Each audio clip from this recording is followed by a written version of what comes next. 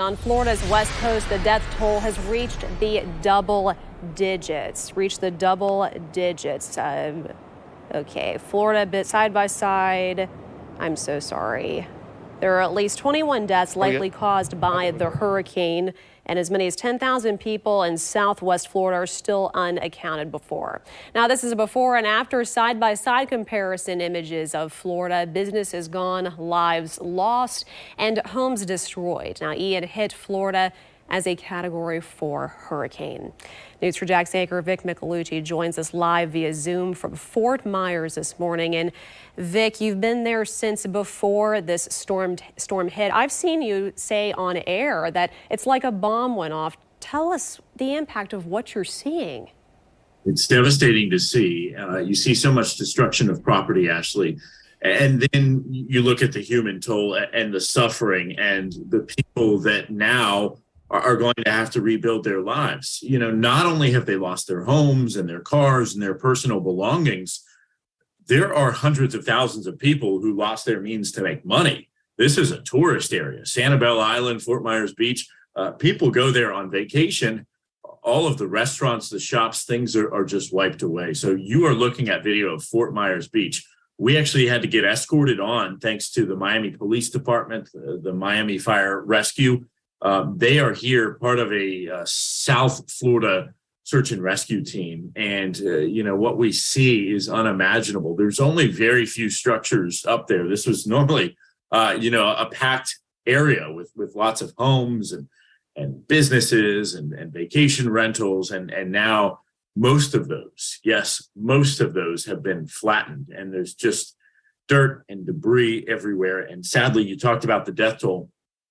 It continues to grow because we went out with that team yesterday and they said that they personally found 7 victims, 7 bodies. And when we were there, we were on a street and sadly they found one person that was in debris from a home that apparently tried to stay and tried to ride the storm out. And they didn't listen to the evacuation orders. And, you know, terribly, they paid for that decision with their life.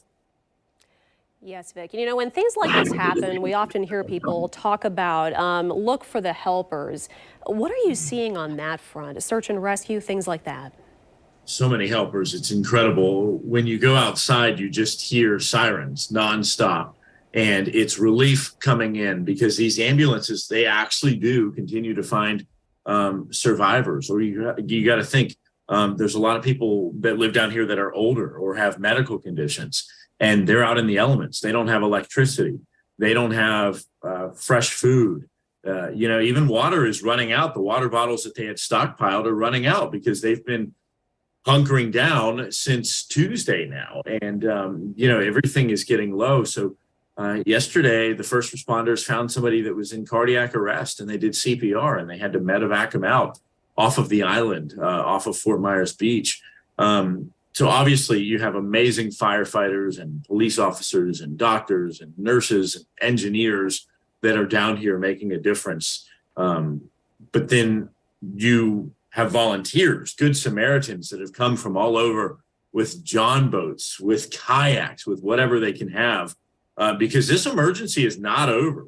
Most people think that the hurricane is gone and you're cleaning up. And that is the case in some areas, Ashley, but in certain spots, the waters continue to rise because all of that rain, all that floodwater has to go somewhere. It's going into the rivers and the basins, and now it's rising. So Northport, personally, where myself and my photojournalist partner, Chris O'Rourke, rode out the storm, it is increasingly underwater.